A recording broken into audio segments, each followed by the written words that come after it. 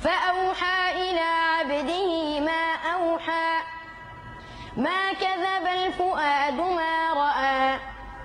أفتمارونه على ما يرى ولقد رآه نزلة أخرى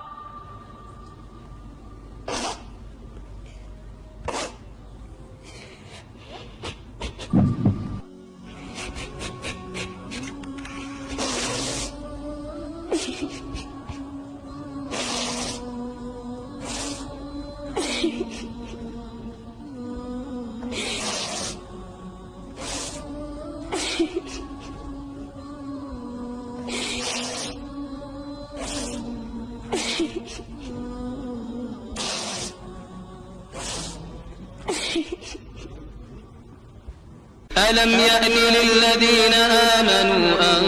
تخشع قلوبهم لذكر الله وما نزل من الحق ولا يكونوا كالذين أوتوا الكتاب من قبل فطال عليهم الأمد فقست قلوبهم وكثير منهم فاسقون. ولقد رآه نزلة أخرى عند سدرة المنتهى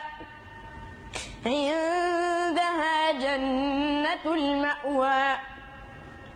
إذ يغشى السدرة ما يغشى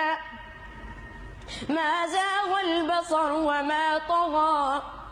لقد رأى من آيات ربه الكبرى. رسالة إلى كل من هجر القرآن واطمأن إلى الحياة الدنيا، رسالة مفادها أن يا أخ الإيمان تدارك نفسك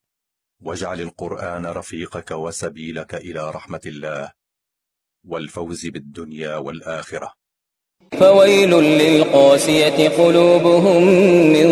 ذكر الله أولئك في ضلال